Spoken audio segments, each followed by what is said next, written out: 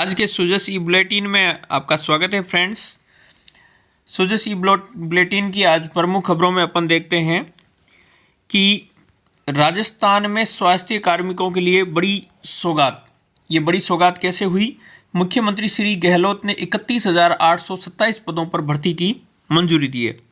इन 31,827 पदों में चिकित्सक, नर्सिंग ऑफिसर, फार्मासिस्ट, महिला स्वास्थ्य कार्यकर्ता, सहायक रेडियोग्राफर, लैब टेक्नीशियन के पद सम्मिलित है।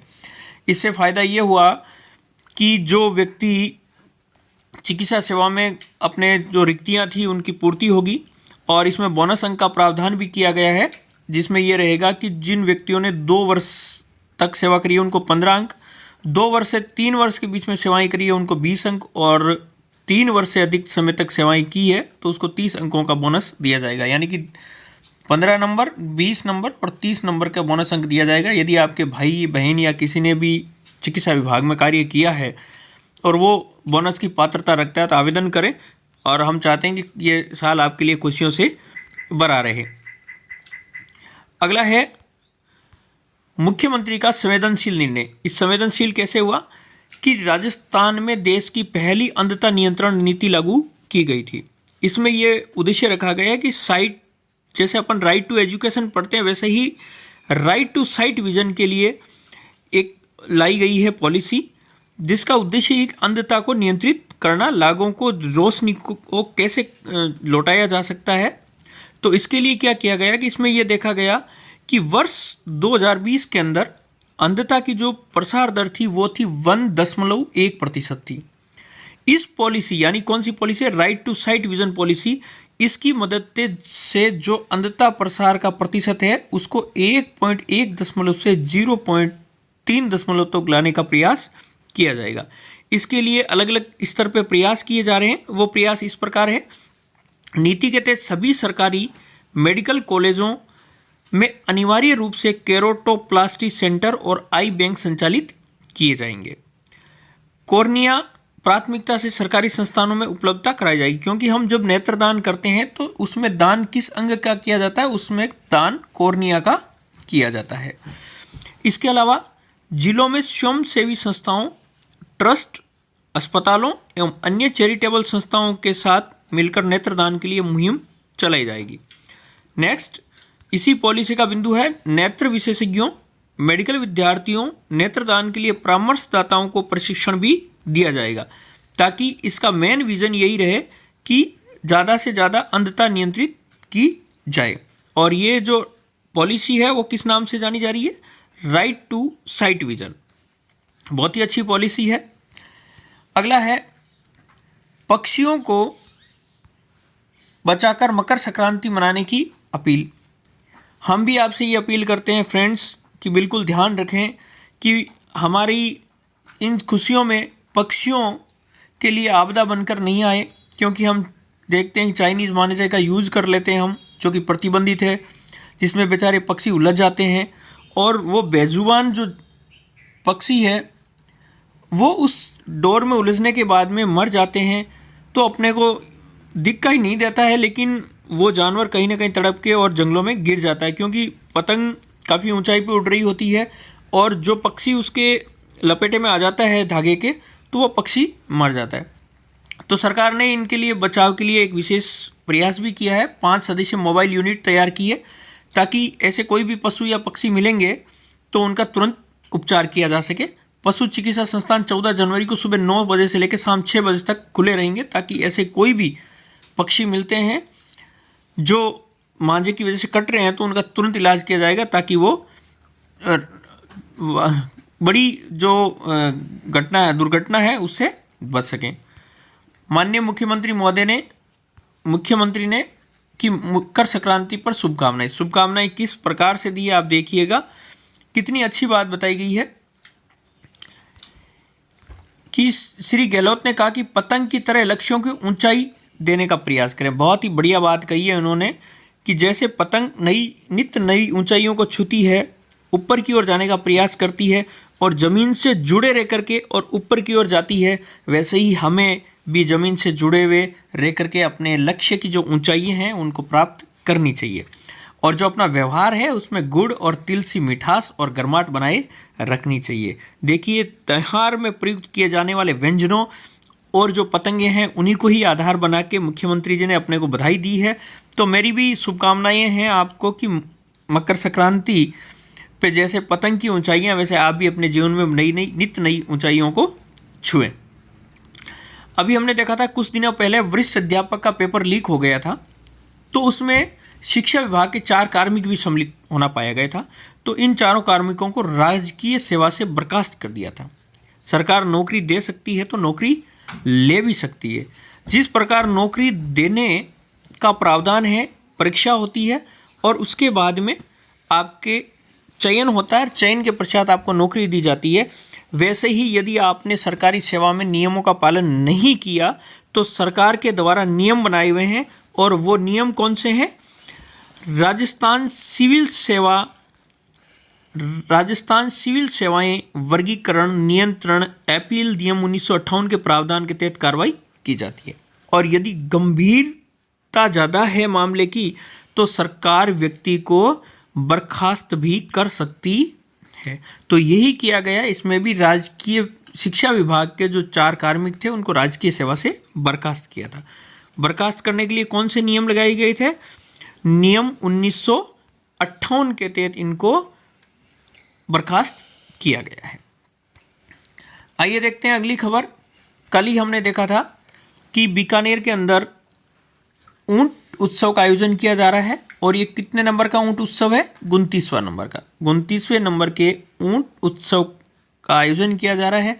और वो किस स्थान पे किया जा रहा है फ्रेंड्स? बीकानेर के अंदर किया जा रहा है। इस उत्सव के अंदर विभिन्न प्रकार के ऊंटों से संबंधित आयोजनों का किया जाएगा। नेक्स्ट है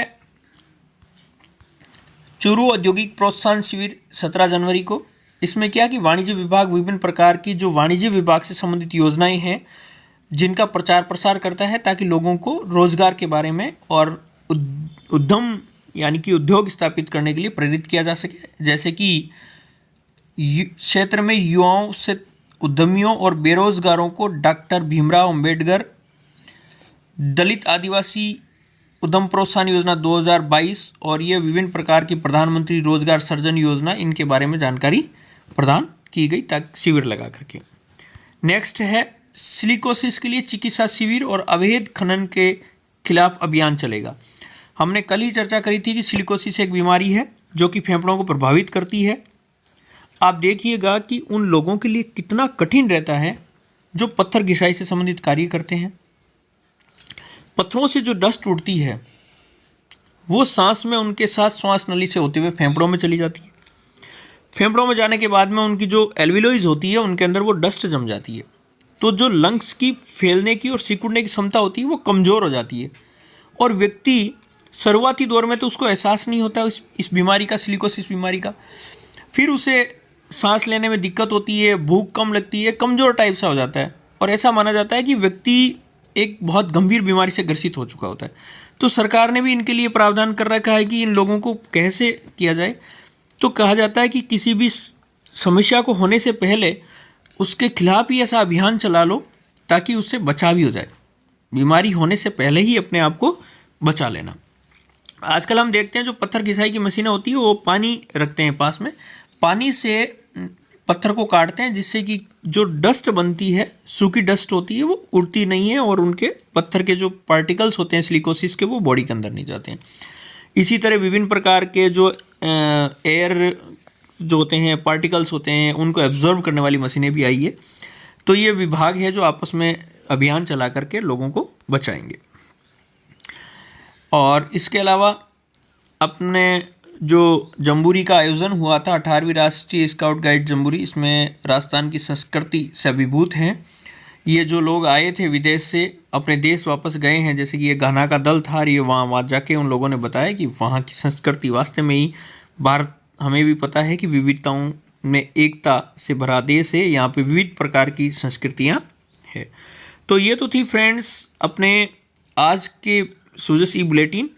इसमें एक ये भी बताया गया है कि समावेशी शिक्षा के तहत विशेष आवश्यकता वाले विद्यार्थियों को दिए जाने वाला भत्ता एक्चुअल में क्या होता है, विशेष आवश्यकता वाले बच्चे वो होते हैं, चाइल्ड विथ स्पेशल, जो डिसेबिलिटी वाले होते हैं, उनको किस प्रकार से अपन समाज की मुख्य धारा से जोड़ सकते हैं, शिक्षा उपलब्ध करवा सकते हैं। तो सरकार ने समावेशी शिक्षा के तहत क्या किया, उन बच्चों के लिए परिवहन भत्ते की व्यवस्था करी है, रीडर भत्ते की व्यवस्था करी है, बालिकाओं हेतु स्टाइफंड शुरू किया है और एस्कॉर्ट भत्ता भी प्रारंभ किया, ताकि डिसेबिलिटी के साथ वो शिक्षा से वंचित नहीं रहे।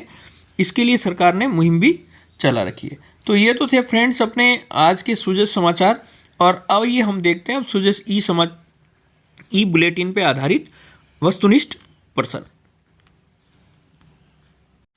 और फ्रेंड्स ये है आज के सुजस ई बुलेटिन के एमसीक्यू क्वेश्चंस, जो पार्ट 14 है, और आप ये सब देख रहे हैं राज ई लर्निंग के ऑनलाइन प्लेटफॉर्म पे। तो देखिए आज का प्रश्न क्या है अपना। आज का प्रश्न यह है कि अपने को सत्य कथन का चयन करना है कि सही कथन क्या है। अंधता नियंत्रण नीति लागू करने वाला राजस्थान देश का पहला राज्य था। बिल्कुल, हमने पृष्ठ 1 पे देखा था कि अंधता को नियंत्रित करने के लिए राजस्थान पहला राज्य, इसका मतलब ये कथन तो सही है। दूसरा ये कह रहा देश में वर्ष 2020 में अंधता प्रसार की दर 1.1% थी, जिसे right to sight vision policy की मदद से 0.3% तक लाना है। सरकार ये चाहती कि वो 1.1 से 0.3% तक लाया जाए। तो ये दोनों ही बातें सही है। तो अपना सही उत्तर क्या होगा, केवल 1 ये भी सही है, केवल 2 ये भी सही है, लेकिन मोर करेक्ट आंसर कौन सा हो जाएगा, 1 और 2 दोनों। तो सही उत्तर हो जाएगा इसका सी। अगला प्रश्न है फ्रेंड्स कि हमने देखा था कि शिक्षक भर्ती में पेपर आउट किया था और उसके लिए जो कार्मिक थे उनको बर्खास्त किया गया था। तो राज्य सेवा के कार्मिकों को मामले की गंभीरता के दृष्टिगत कार्रवाई किन सेवा नियमों के तहत की जाती है। तो राजस्थान सिविल सेवाएं वर्गीकरण नियंत्रण एवं अपील नियम 1958 के तहत, या 1962 के तहत, 1968 के तहत, या 1960 के तहत। तो इसमें सिंपल सी बात है फ्रेंड्स कि जो राजस्थान सिविल सेवा वर्गीकरण नियंत्रण और अपील नियम 1958 है, 1958, इसके तहत जो राज्य सरकार के कार्मिक है उनके तहत कार्रवाई की जाती है, और यदि आरोप गंभीर है तो उनको सेवा से बर्खास्त भी किया जा सकता है, यानी कि रिमूवल फ्रॉम सर्विस या सर्विस से टर्मिनेट भी किया जा सकता है। तो ये तो थे फ्रेंड्स अपने आज के सुजस ई बुलेटिन पे आधारित वस्तुनिष्ठ प्रश्न, जिसको अपन एमसीक्यू क्वेश्चंस भी कहते हैं। और हमारा सुजस ई बुलेटिन पे आधारित जो आप ये कंटेंट देख रहे हैं राज ई लर्निंग पे देख रहे हैं friends. Thanks for watching Raj e learning.